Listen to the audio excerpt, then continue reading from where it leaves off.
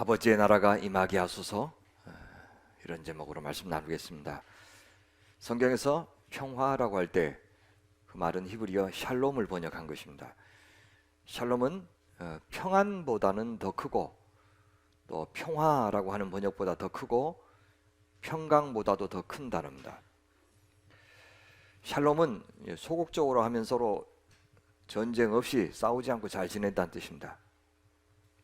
그래서 평화라고 번역할 수도 있죠. 근데 이제 그것만을 평화라고 하면 강한 나라가 약한 나라를 지배하는 상황은 평화라고 말할 수 있겠죠. 이례적으로 예수님이 태어나던 시기가 겉으로는 오랜만에 국제 질서의 평화가 찾아왔던 시기입니다. 왜냐하면 그동안은 전 세계를 호령할 만한 강대국이 오랫동안 나오지 않았었습니다. 그래서 어디에서나 크고 작은 전쟁들이 계속 일어나던 시대가 오래되었습니다. 그런데 로마 제국이 등장했습니다. 로마 제국 안에서도 처음에는 반란과 반란이 끊이지 않았어요. 근데 아우구스투스라고 하는 황제가 등장하면서 로마 안에 있는 권력 구도가 안정화되었습니다. 그와 함께 로마는 주변 나라들을 차례로 정복하기 시작했고요. 가는 곳마다 도로를 닦았습니다. 군대가 이동하는 통로였을 뿐만 아니라 식민지 나라의 상품들을 로마로 가져와서 무역하는 데 이 도로를 썼습니다. 그래서 모든 길은 로마로 통한다라는 말이 거기서 나왔습니다. 그런 시대에 로마의 홍보 구호는 로마의 평화, 팍스 로마나였습니다. 로마가 다스리는 곳에 평화가 찾아온다는 뜻입니다. 다른 한편 그 말은 로마에게 함부로 대들지 말라는 경고입니다. 이전에 없던 평화의 시대가 찾아왔죠. 하지만 그것은 참 평화가 아니었습니다. 로마가 하사하는 평화였습니다. 로마만 모든 것을 다 할 수 있는 권리를 누렸죠. 나머지는 다 노예처럼 조공을 바치거나 무조건 복종해야 됐습니다. 물론 로마가 관대하다면, 참 선한 하나님의 통치에 대리자라면 그게 아무 상관이 없죠. 그런데 로마는 그렇지 않았어요. 무자비했습니다. 자기들의 이해를 침범하면 예수를 십자가에 못 박아 죽이는 거에서 볼 수 있듯이 아주 본보기로 삼으려고 잔인하게 죽였습니다. 그래서 감히 대들 수가 없었어요. 근데 그런 자들이 과연 평화를 입에 올릴 자격이 있습니까? 지금도 강대국들이, 재벌들이, 힘 있는 검사들이 주장하는 평화가 이런 로마의 평화, 제국의 평화입니다. 가진 자들만 호의호식하는 평화. 자기들이 하는 것은 다 상관없다. 그래서 법 위에 군림하는 평화. 그 군합발 아래서 사람들이 감히 신음소리도 내지 못하게 만들죠. 그래서 끽소리도 내지 못하게 하는 평화는 가짜 평화입니다. 우리가 하나님 나라를 모른다면, 예수님을 모른다면, 영원 구원만 주장해서 천국 가는 것만 소원한다면, 그래서 우리가 이 땅에서 용케도 하나님께 낙점받아서 세상 사람들보다 더 강한 권력의 자리에 앉기를 바란다면, 그 사람은 아직도 하나님 나라가 뭔지 모르는 사람입니다. 복음이 왜 기쁜 소식인지 모르는 것이고, 우리는 영생을 누리고 있지 못하는 것이고, 그 맛도 모르는 사람입니다. 그 말은 우리가 하나님 나라의 평화를, 세상은 절대 줄 수 없고 성령님만 주실 수 있는 평화를 그 사람은 아직 못 누리고 있다는 뜻입니다. 복음을 안다는 것, 복음을 믿는다는 것, 그것은 평화를 안다는 겁니다. 샬롬을 안다는 것, 안식을 안다는 것. 샬롬의 첫 번째 의미가 서로 싸우지 않고 전쟁하지 않는 것이면, 샬롬의 더 적극적인 의미는 뭐냐? 상대방의 웰빙에 깊이 관심을 갖고 채워주는 관계, 이것을 웰빙이라고 합니다. 평화라고 합니다. 단지 안 싸우는데 그치는 것은 평화가 아닙니다. 남이 잘 되기를 바라고, 상대가 뭔가 좀 모자라거나 혹은 불의한 일을 당하고 있을 때 지키만 보지 않고 관여하는 것, 그것을 샬롬이라고 그래요. 수수방관한 채 오진 나만 챙기는 사람은 평화를 누리고 있지 못하는 겁니다. 하나님 나라는 나와 타인이 서로 불가분의 관계로 연결되어 있다고 믿는 사람들의 나라입니다. 그래서 타인의 고통이 내 고통으로 다가오고 타인의 행복이 내 행복으로 점점 느껴지는 관계가 하나님 나라입니다. 그러자면 내가 다 쓰고 쓰다 남은 거 줄 수 있는 건 아닙니다. 내가 쓰다 남아야 헌금하고, 그다음에 내가 누리고 다 누리고 시간이 남아야 하나님 앞에 봉사하고, 그런 사람들 하나님 백성 아닙니다. 내가 여유가 있어야 섬기는 사람은 그건 제국의 발상입니다. 우린 나보다 타인에게, 하나님 나라에, 주님께 먼저 마음이 가는 사람이 되어야 됩니다. 예수님이 우리에게 보이셨던 성육신과 십자가, 그것이 바로 샬롬을 이루시는 하나님의 방법, 사랑입니다. 자기를 부인하는 사랑, 낮아지는 사랑, 비우는 사랑, 내어주는 사랑이 샬롬을 가져옵니다. 화해를 가져오고 화목을 가져옵니다. 그러니 우리가 먼저 성령의 사람으로 변화되고 거듭나지 않으면 우리는 평화의 사도가 될 수가 없습니다. 그래서 평화는 회심의 열매죠. 그래서 하나님 나라 백성이 누구인지를 말하는 팔복을 보시면 예수께서 화평케 하는 자는 복이 있나니 하나님의 아들이라 일컬음을 받을 것이다 이렇게 하셨죠. 하나님의 아들 예수님이 평화를 만들기 위해서 오셨듯이 우리도 예수님처럼 이렇게 사랑하면서 평화를 만든다면 하나님께서 우리를, 또 세상도 우리를 하나님의 아들이라고 불러줄 것이다, 그런 뜻입니다. 그것이 복이다. 하나님 나라의 복이다. 복은 생명이라고 그러죠. 생명, 생명력. 그 사람은 진짜 살아있는 것이다, 이렇게 말할 수 있습니다. 그렇다면 예수님이 우리에게 기도하라고 하실 때 주께서 가장 듣고 싶은 기도, 원하시는 기도, 기뻐하시는 기도는 뭐겠습니까? 바로 하나님이 우리를 구원하신 목적, 바로 그 하나님의 나라가 임하도록 우리가 기도할 때 좋아하십니다. 그 말은 우리 하나님의 백성이 되고 하나님 백성답게 살게 해달라고 기도할 때 좋아하신다는 뜻입니다. 그 말은 우리가 평화를 만드는 자녀가 되게 해주십시오, 이렇게 기도할 때 주님 무척 기뻐하십니다. 우리의 기도를 통해서 만약에 우리의 나라, 우리의 명예, 우리의 영향력을 떨치는 것을 구한다면 그것은 하나님 나라를 구하는 기도가 아니죠. 하나님의 뜻이 이루어지고 하나님의 통치가 실현되기를 비는 기도, 그것이 하나님이 기뻐하시는 기도입니다. 우리 모두가 그런 기도를 드릴 때 우리 안에는 평강이 임합니다. 우리 가정에도 평화가 임할 겁니다. 저마다 자기 주장하고 자기 욕망에 충실하기 때문에 서로 불만이고 불안하고 또 괴로운 것이죠. 만약에 서로의 행복을 위해서 우리가 다들 애쓴다면, 신경 쓴다면, 부모의 희생을, 남편과 아내의 희생을, 또 자식의 희생을 참 감사히 여기고 우리 서로 칭송해 준다면 우리 평화로운 하나님 나라를 우리 마음에, 또 우리 가정에, 우리 교회에서 경험하게 될 것입니다. 예수님께서는 그렇게 하기 위해서 늘 하나님의 도우심을 구했습니다. 예수님도 기도하면서 항상 사역하셨습니다.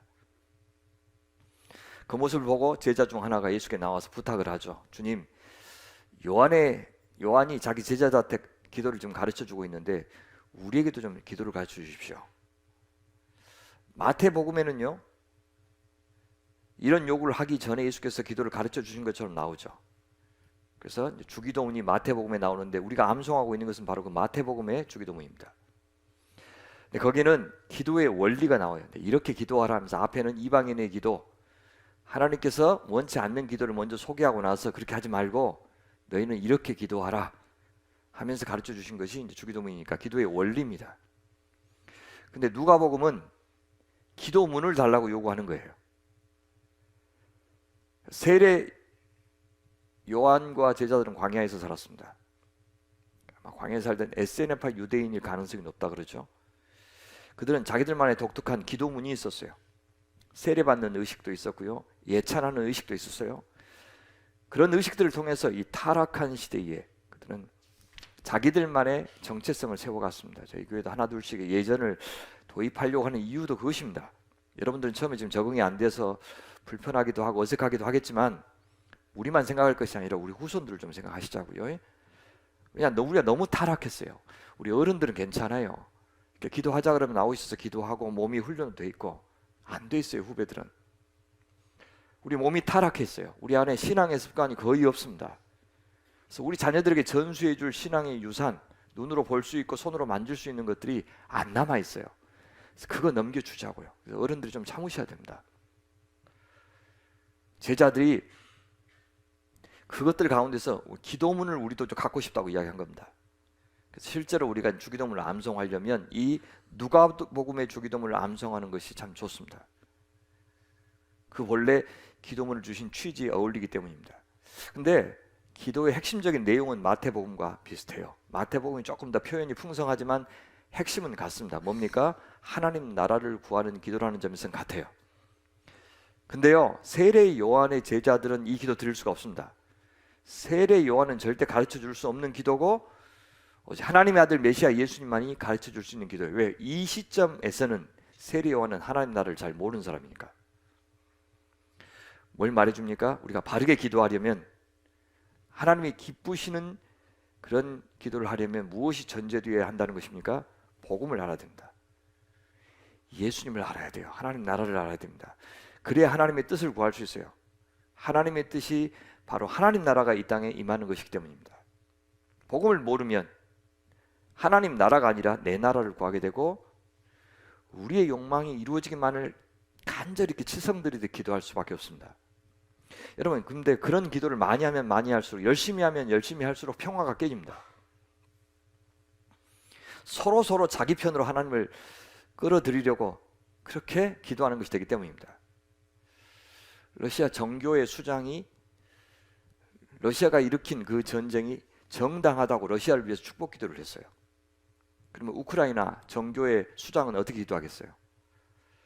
서로 하나님을 자기 편으로 끌어들이려고 지금 전쟁하는 중에 그렇게 하는 그런 기도를 만약에 우리가 열심히 하면 평화가 깨지는 겁니다. 우리가 자신을 부인하여 하나님의 편이 되려고 하는 것이 바로 기도입니다.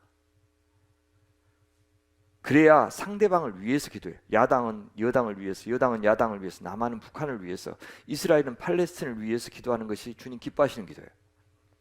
그 기도에 응답해서 하나님이 자비를 베푸실 수 있는 겁니다. 그런데도 그 자비를 거절하면 어쩔 수가 없는 거예요. 내가 북한을 위해서 기도했는데 북한은 나를 위해서 기도하지 않는다. 하나님 그 손해 아닙니까? 괜찮아요. 우리가 북한을 위해서 기도하면 하나님은 우리를 위해서 기도해요. 북한이 우리를 위해서 기도 안 해도. 바로 그겁니다. 우리가 내 배를 채우고 내가 이기고 나만 잘 되도록 기도하는 것이 아니라 하나님 나라를 위해서 기도하라고 말합니다. 저희 아들 수능을 앞두고 있지만 진심으로 저는 성적을 위해서 단 한 번도 기도해 본 적이 없습니다. 우리 아들의 인생이 하나님께 붙잡혀 살기를 바랄 뿐입니다. 그 축복이 수능 대박의 축복과 어찌 비교할 수 있겠습니까? 그건 저는 분명히 알아요. 여러분의 자녀들이 어떤 일을 앞두고 있다 하더라도 그가 만약 지금 하나님을 떠나 있다면 다른 기도는 하나도 하지 마십시오. 하나도 하지 마시라고요. 잘 될수록 하나님께 더 멀어지니까 그 기도 아예 하지 마십시오.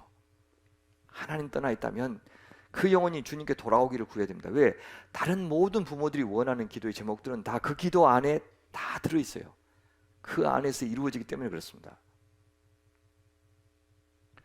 하나님이 그들의 하나님이 되지 않은 채 잘 되는 것은 축복이 아니고 저주입니다. 그래도 좋아한다면 나는 자녀를 망치는 부모입니다. 그래도 그런 자녀를 자랑한다면 나는 하나님을 모욕하는 부모입니다. 예수님은 먼저 이렇게 기도하라고 하시죠. 첫째, 아버지여 이름이 거룩히 여김을 받으시오며. 뭔 말입니까? 우리 기도를 통해서, 우리의 삶을 통해서, 이 세상의 역사를 통해서 하나님의 이름이 구별되게 해주십시오. 누구하고요? 다른 모든 신들의 이름에게 주어지는 영광이 있는데 그것과는 구별된 영광이 하나님께 돌려지게 해주십시오. 이제 그렇게 기도하죠. 제국의 평화를 추구하면서 난 하나님께 영광을 돌린다 그렇게 말해서는 안 되겠죠. 그럼 세상이 자기들 하나님과 우리 하나님과 세상의 우상을 구별할 수가 없어요. 우리가 그렇게 기도하면. 세상에서 돈 많이 벌었다고 하나님께 영광을 돌린다고 제발 말하지 마십시오. 그것은 세상의 만몬과 하나님을 사람들이 구별할 수 없게 만드는 일이기 때문입니다. 야, 너희 하나님 믿으면 돈 많이 버냐?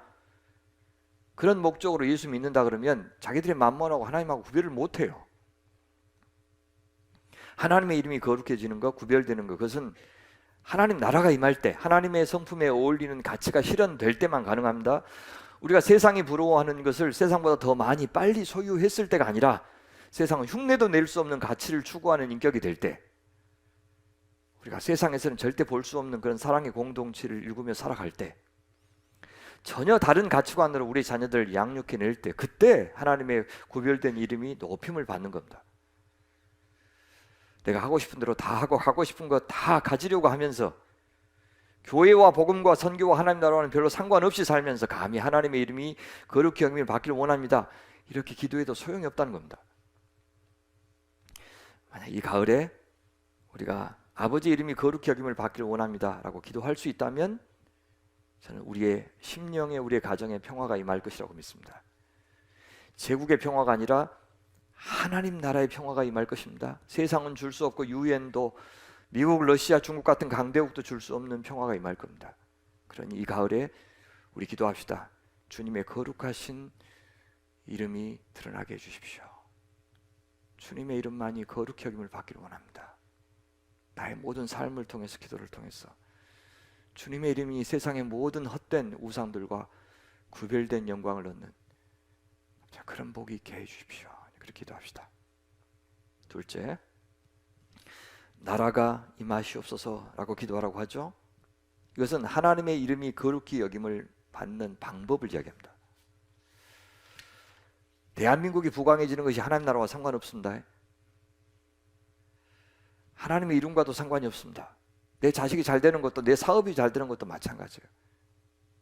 하나님의 통치가 임해야 하나님의 이름이 영광을 받습니다. 그래야 하나님이 기뻐하시고, 그래야 그것이 축복이 되는 겁니다. 그렇지 않으면 그냥 기분 좋은 거예요. 그런데 그렇게 해서 기분 좋은 것과 하나님께서 기뻐하셔서 기분 좋은 것을 구별할 줄 아는 감각이 우리한테 생겨야 돼요. 내가 기분 좋으면 하나님의 축복이 아니고 하나님이 기뻐하시는 것을 보면서 나도 참 좋다 하는 그 감각이 어떤 것인지, 그것과 선명하게 세상 사람들도 다 똑같이 좋아하는 것과는 구별된 감각이 예민하게 우리에게 형성되어 있어야 됩니다. 하나님의 나라가 임해야 세상의 평화가 임합니다. 로마가 아닙니다. 대한민국도 아니고 이스라엘도 미국도 아닙니다. 그러니 태극기 흔들고 송족이 흔들고 이스라엘 국기 흔들면서 시위하는 사람들이 착각하고 있다고 말할 수 있는 거예요. 그것은 평화를 깨트리는 겁니다. 사랑하는 여러분, 이 가을에 하나님의 나라가 통치가 내 삶에, 우리 가정에, 우리 학교와 직장에, 우리 교회에, 우리 나라에, 온 세상에 임하게 해주십시오. 우리 이렇게 기도합시다. 그 길이 멀고 험해도 오래 걸려도 좀처럼 안 바뀌는 내 남편, 내 자식, 우리나라의 상황 포기하지 말고 그래도 기도합시다. 셋째, 우리에게, 나에게가 아니라 우리에게 날마다 일용할 양식을 주십시오. 이렇게 기도하라 그럽니다. 이웃의 실제적인 필요에 눈을 감은 채 평화를 말할 수 없어서 그렇습니다. 사랑의 나눔이 있는 곳에 하나님께서 함께 하신다 하죠. 내가 배고픈 만큼 누군가도 배고플 수 있다는 생각을 할 때 평화가 임합니다. 우린 늘 미래를 염려하면서 많이 이렇게 쟁여두며 수많은 쓰레기들을 오늘 만들어내고 있습니다.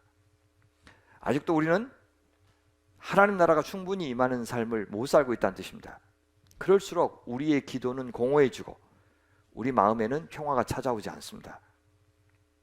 우리가 얼마나 누려도 괜찮은지는 아무도 남이 정해줄 수가 없습니다. 그러나 나는 하나님 앞에서 반드시 정해야 됩니다. 절제하며 점점 덜어내는 삶을 살 때 우리는 평화로운 사회, 평화로운 심령을 앞당길 수 있습니다. 그래야 점점 우리의 기도도 풍성해지고 정말 기쁜 마음으로 자신감 있게 기도할 수 있습니다. 넷째, 우리에게 죄 지은 사람을 용서하오니 우리의 죄도 사하여 주시옵고, 이렇게 이제 기도하라 그럽니다. 하나님 나라가 당연히 용서의 나라죠. 평화는 사죄를 구하고 용서가 있을 때 이루어집니다. 사과하고 용서해 줄 때. 참 사과하지 않는 사람을 먼저 용서하는 일은 참 힘듭니다. 미워하지 않기 위해서 기도하는 거죠. 원수 갚지 않기 위해서 기도합니다. 죄인들의 관계에서 용서는 그래서 절대적입니다. 우리가 받은 사랑, 그것은 거의 절대적인 것이 바로 용서입니다. 그러니까 죄인들끼리의 사랑이 거의 절대적인 것은 용서라는 거죠. 그래도 우리가 먼저 받은 은혜가 있기에, 주님의 대속적인 그 은총이 있기에 하나님 나라는 평화로운 나라가 될 수 있고 우리가 평화의 사도가 될 수 있어요. 용서의 사람이 될 수 있다는 뜻입니다. 우리가 평화를 심는 자가 된다는 말은 바로 용서를 심는 자가 된다, 그런 뜻입니다. 우리 이 가을에 좀 기도할까요? 평화를 비는 기도는 용서를 비는 기도입니다. 혹시 내 마음속에 오늘 주님께서 내 생명 거두고 가신다 하실 때, 딱 오늘밖에 기회가 없다 할 때 누구를 용서하고 가면 좋겠어요? 누구한테 용서를 빌고 싶으세요? 그렇게 생각하면서 용서할 힘을 주십시오. 더는 미움으로 상대를 마음으로 죽이는 일을 멈추게 해주십시오. 왜요? 그것이 내 심령을 죽이는 일이니까 그렇습니다. 용서하지 않는 동안 내가 죽어가기 때문에 위험한 겁니다. 끝으로 우리를 시험에 들게 하지 마시옵고, 이제 이렇게 기도하라고 가르칩니다. 어떤 시험이요? 유혹일 수도 있고 핍박일 수도 있고. 로마 황제 가이사에게 복종하도록 핍박을 가하겠죠. 세상의 욕망에 굴복해서 욕심 부리도록, 형제를 업신여기도록 싸움하고 속임수 쓰고 남 의심하고, 그래서 어떻게 기어코 쟁취하라고 우리를 세상에 부추기겠죠. 다 하나님 나라를 오염시키는 일이고 다 평화를 깨트리는 일입니다. 그러니 시험을 잘 이겨내게 해달라고 하나님께 구하라고 합니다. 이 가을에 기도합시다. 또 평화를 깨트리면서까지 내 욕망을 이루라고 하는 모든 속삭임을 주님 단호하게 이겨내게 해주십시오.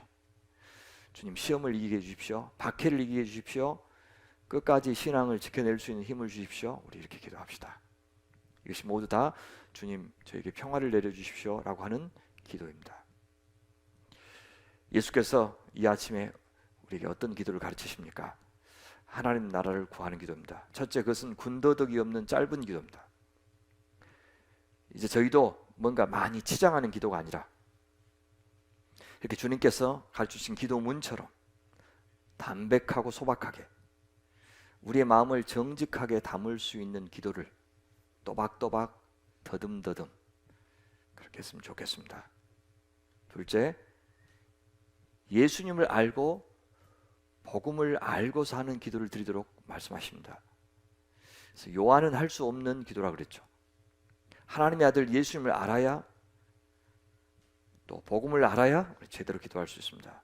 그래야 하나님께서 기쁨을 이기지 못하시는 그런 기도를 우리가 할 수 있습니다.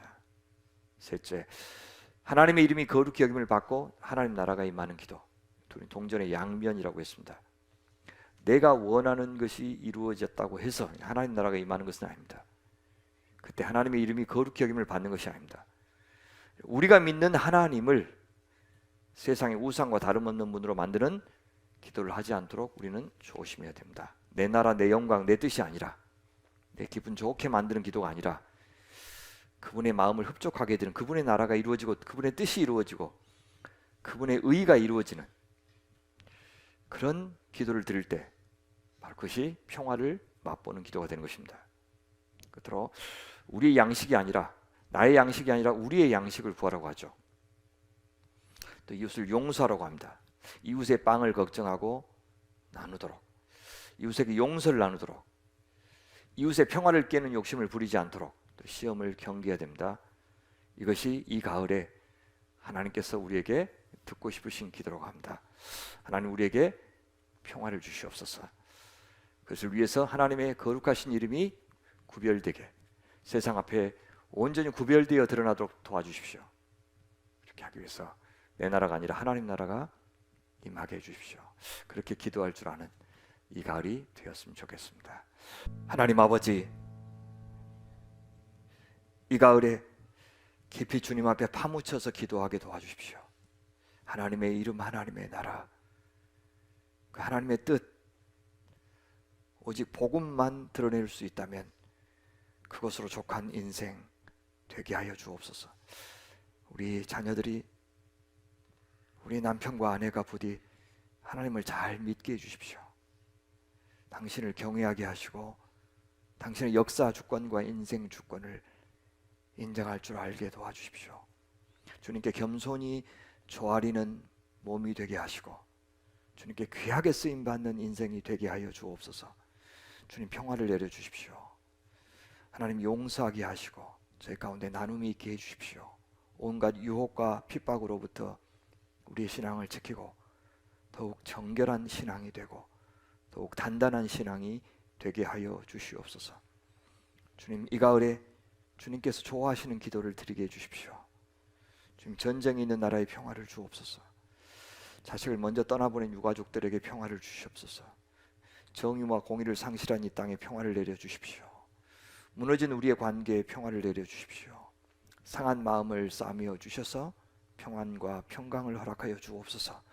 울분과 미움과 원한이 가득한 마음의 실타래를 성령께서 풀어주시옵소서. 앞이 캄캄한 인생에게 빛을 허락하여 주옵소서. 주님, 저희가 항상 당신 편에 서는 그런 믿음의 사람들 되게 하여 주옵소서. 의탁하오며 우리 구주 예수님의 이름으로 기도하옵나이다. 지금은 우리 주 예수 그리스도의 은혜와 하나님 아버지의 크신 사랑과 성령님의 교제하시며 위로하시며 격려하시는 역사가 이제로 이 가을에 드리는 모든 기도를 통해 주의 이름이 거룩히 여김을 받으시며 하나님 나라가 임하시며 하나님의 평화가 임하기를 구하는 모든 성도들 위해 지금부터 영원토록 함께 하시기를 간절히 축원하옵나이다. 아멘.